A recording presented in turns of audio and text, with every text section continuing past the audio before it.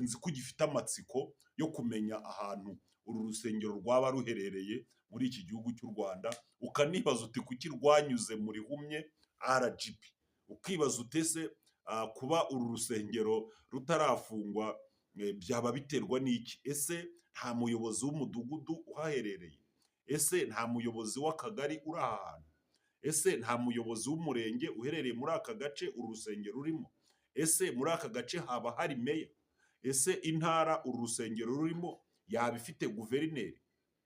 Wakwibaza uti se uru rusengero niba ruri muri iki gihugu cyacu cy'u Rwanda, aho inzego z'ibanze zaba zizi amabwiriza yo ku itariki 10 na kangahe niba ari na gatandatu z'ukwezi kwa gatatu agenga imitunganyirize y'imiryango ishingiye ku myemerere?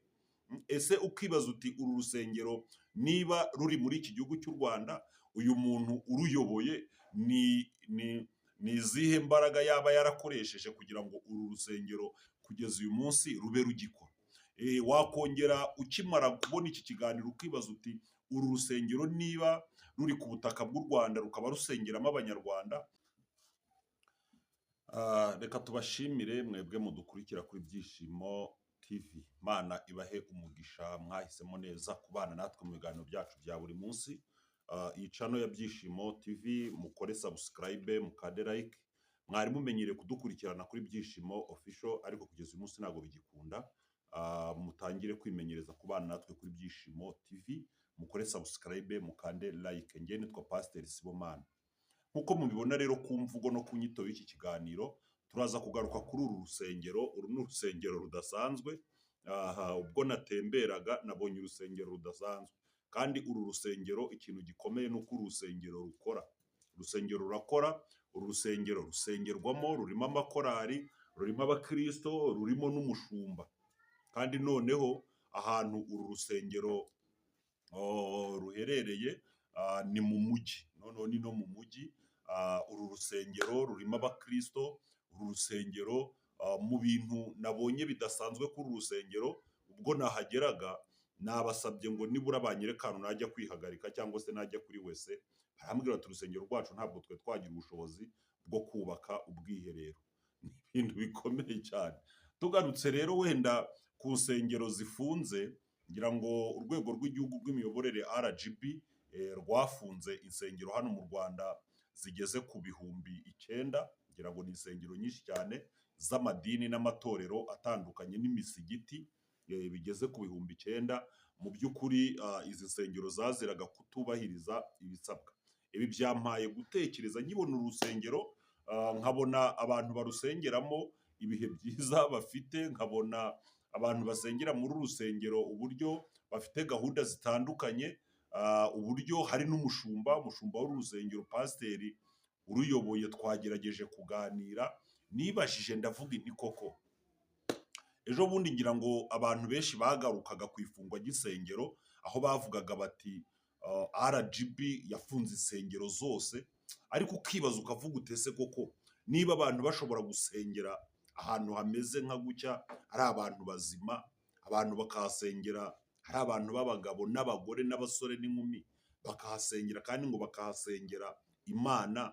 Bamwe mu bantu basengeramo hano ndagerageje kubasura mu ngo, nsanga baba mu nzu nziza zipavomye.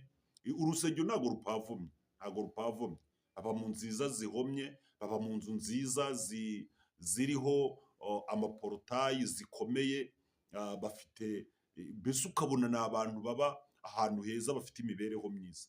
Ariko wagera aha hantu basengera, ibyo ari byose nzi ko ugifite amatsiko yo kumenya ahantu uru rusengero rwaba ruherereye muri iki gihugu cy'u Rwanda, ukanibaza uti kuki rwanyuze mu rihumye RGB, ukibaza utese kuba uru rusengero rutarafungwa byaba biterwa n'iki? Ese nta muyobozi w'umudugudu uhaherereye?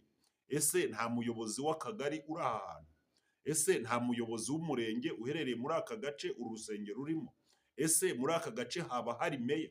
Ese intara uru rusengero rurimo yaba ifite guverineri? Wakwibaza uti se uru rusengero niba ruri muri iki gihugu cyacu cy'u Rwanda, aho inzego z'ibanze zaba zizi amabwiriza yo ku itariki 10 na kangahe niba ari na gatandatu z'ukwezi kwa gatatu agenga imitunganyirize y'imiryango ishingiye ku myemerere. Ese ukibaza uti uru rusengero niba ruri muri iki gihugu cy'u Rwanda, uyu muntu uruyoboye ni izihe mbaraga yaba yarakoresheje kugira ngo uru rusengero kugeza uyu munsi rube rugikora? Wakongera ukimara kubona iki kiganiro ukibaza uti uru rusengero niba ruri ku butaka bw'u Rwanda rukaba rusengeramo abanyarwanda, ese uyu muntu koko niba yaba koko yaba ari usenga Imana, Imana yaba yaramurengeye? Ukongera ukibaza uti uru rusengero niba koko ruri hano mu Rwanda, uyu muntu yaba afite izindi mbaraga zikomeye, ariko sinavuga ko ari imbaraga z'abantu, kuko niyo yaba n'umuntu ukomeye hano mu Rwanda, yemwe na nyakubahwa perezida wa repubulika ntabwo yakujya inyuma ngo akudefande avuge ko uru rusengero, mu gihe n'insengero zigaragara wenda zibura nka sound proof cyangwa amapave zagiye zifungwa cyangwa se gusiga irangi gusa. Ukibaza uti uru rusengero rwaba ruri hano muri iki gihugu cyacu cy'u Rwanda, ese abantu barusengeramo bo baba ari abanyarwanda mu by'ukuri? Abanyarwanda baba basengera muri uru rusengero rumeze rutya? Nawe ngira ngo rurebe, nurureba neza ukareba uko urusengero rumeze uraza kugira n'ubwoba. Amabati yarashaje, mbese urabona yuko iyi nzu wenda yigeze gukorerwamo nko mu myaka nka 30 ishize, noneho biza kurangira isenyutse, cyangwa se yigeze kubakwa wenda nk'umuntu wayubakagwa arapfa, noneho habura abandi bayuzuza. Bigaragara ko iyi nzu nta bindi bikorwa, nta muntu wayishyiramo indi bizinesi. Aba bantu rero basengeramo bakaba barayibonye kugira ngo bayisengeremo. Ikindi kintu gitangaje muri uru rusengero, ubona hasengeramo amatorero 3 kandi uru rusengero rurakodeshwa. Hasengeramo amatorero 3, hajyamo itorero rya mbere ku cyumweru rikageza saa 4, hakajyamo irindi saa 5 rikageza saa 7, hakajyamo irindi saa 8 rigeza nimugoroba. Harimo churches 3 n'amakorari, kandi abantu basengera bambwira ati ni rumwe mu rusengero zemewe muri aka gace kandi habamo ibihe byiza bikomeye. So birumvikana ko uru rusengero rudahereye ku butaka bw'u Rwanda.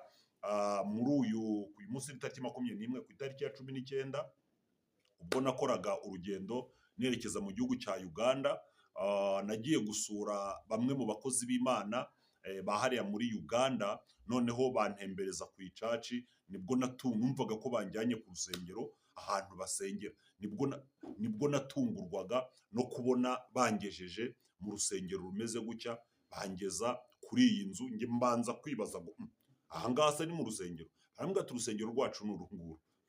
Ubwo barabwiraga bati urusengero rwacu, none ndaseka ndumirwa. Harimo n'umuhanuzi muzwi cyane kuri Kiranuka TV witwa Ezekiyeli, ndetse n'undi mupasiteri bakorana, barahangeza. Ntabwo se uru rusengero mubona abantu baza kuhasengera? Ati urusengero ruba rwuzuye ku munsi w'amateraniro, kandi noneho mutaza kugira ngo wenda ni Bugande hirya hamwe muri bya byaro baba bavuga ngo hegereye Sudani. Oya, ni mu mujyi wa Kampala. Abazi Kampala ni mu mujyi neza, ku buryo kuva kuri parikingi ya Trinity, abazi ahantu Trinity ifite parikingi hariya mu mujyi, kuhagera kugira ngo ni urugendo umuntu agenda n'amaguru. Ni hariya hafi tu, iburyo n'ibumoso hari amagorofa. Uru rusengero ruri hano mu mujyi wa Kampala, sibyo? Mu mujyi wa Kampala ndani city. Noneho umushumba warwo turaganira, arambwira ati nta n'ahandi hantu twasengera, n'ahandi hantu twakodesha. Ati uru rurahendutse kuhakodesha.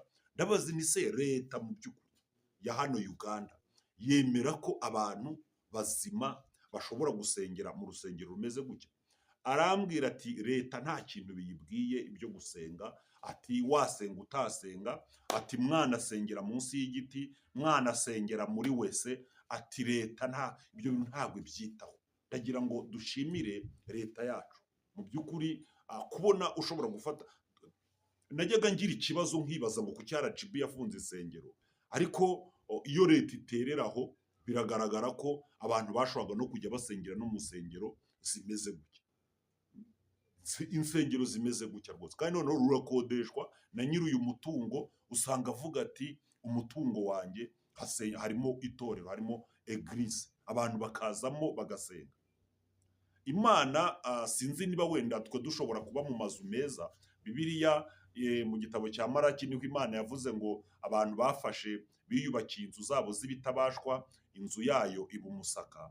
Ariko mbwira abasajya rwose, ibi bintu ntabwo ari byo. Leta ya Uganda ikwiriye kuvugurura ibintu bijyanye n'imisengere, kubona abantu bashobora kubasengera mu rusengero ruteye gutya. Noneho mu mujyi wa Kampala ukibaza ukavuga wenda na leta reka tuyireke, ariko se nk'abantu nanone bavuga ko basenga Imana ishobora byose, bakavuga ko bayubaha, bakavuga ko bayiramya, bakavuga ko bayihimbaza, bagafata icyemezo cyo gusengera Imana ahantu hameze nka gutya, abantu bakaba bataha mu nzu nziza, abantu batuye ahantu heza. Noneho igihe cyo gusenga iyo Mana ikomeye bubaha, ugasanga baje kuyisengera ahantu hameze gutya. Iki nacyo ni ikibazo gikomeye. Abantu bashobora no kuba batekereza ko Imana bashobora kuyisenga ikabumva, ariko nyamara nayo yabona uburyo bayifata n'agaciro bayiha, bikarangira nayo wenda ifunze amatwi, ikagira gute, ikabihorera, ikababwira ati ntabwo. Bikanagaragarira wenda no mu bikorwa ibibakorera, cyane cyane ko bashobora no kuyisenga Imana ntibasubize kamemu, ikabihorera. Kuko nanjye ndi umuntu, ukansengera ahantu hameze gutya, weho witahira mu nzu irimo amakaro na sima, ahantu akaba ariho ngo witirire izina ryanjye, mu by'ukuri byaba ari agasuzuguro gakomeye. Ibi rero byanteye gutekereza cyane ku gihugu cyacu. Ibi bintu nabonye muri Kampala, mbona izi churches, mbona n'izindi nsengero zitandukanye, mbona ukuntu hameze, byanteye gutekereza ku gihugu cyacu. Nza nabona ubuyobozi bwacu bufite logique, kuko abantu bakwiriye kugira insengero nziza. Niba koko Imana ari nziza ikaba ikomeye bayizirikana, niba nayubakira inzu nziza, niko Dawidi yavuze. Aravuga ati nagize isoni zo kubaka ubuturo bwanjye, ndavuga ngo nzabanza nubakire izina ryawe ahantu ho kuruhukira. Aho Imana yarebye koko ikabona ngo kuva mu gihe cya ba sekuru, Dawidi niwe warebye ngo abona kuva ba sekuru bava muri Egiputa kugeza aho yari agereye. Aravuga ati ntabwo isanduku y'isezerano yigeze ibona inzu, ahubwo yagiye igenda itura mu mahema. Aravuga ati rero nagambiriye kukubakira inzu. Ibyo yabibwiraga Imana irabishima, inamuha umugisha, ariko iramubwira ngo noneho ubyihoreye, umwana wawe Salomo azagira gute, azabikora. Abantu bakwiriye kubakira rero Imana inzu nziza, abantu bakwiriye kubaka insengero nziza rwose pe. Navuye Kampala ndebye, mbona isomo rikomeye,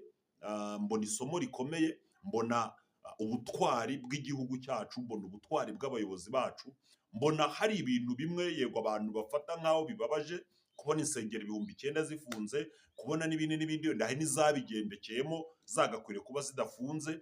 Ariko niba ibintu byazagera aho bimera gutya, uru rusengero abantu bakaba batinyuka kurusengeramo, bagafashwa bagataha, reka tubyihorere.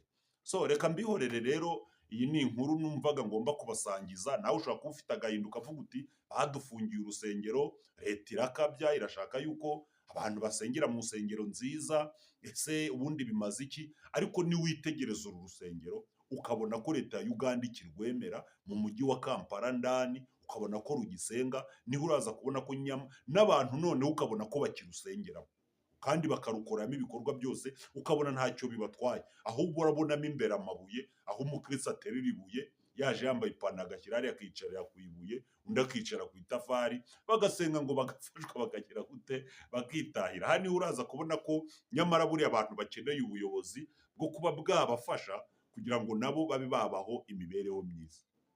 Ni bya bindi usanga bigisha abantu, ugasanga ufite imboga, ufite amagi, ufite amata, ufite ibintu byose, ariko umujyanama w'ubuzima akagomba kuza kukwigisha, ahubwo ati amata yose wiyagurisha, amagi yose wiyajyana ku isoko, jya uhaho abana akakwereka uko babiteka, kugira ngo nibura abana bawe batazagwara bwacyo. Kuko birashoboka ko umuntu yakurikirana inyungu zayo, ukabona abana bagwaye bwacya kandi afite ibyo kurya. Biragaragara ko ubuyobozi bugomba gukomeza kuba hafi abantu mu bintu byose, kugira ngo abantu barusheho kugira imibereho myiza. Reka mbashimire rero, ibiganiro byacu nakagaruka Byishimo TV ndayigutuye, ukore subscribe, ukande like, ikiganiro cyacu gisangiza abandi. Njye nitwa Sibomana, bye bye.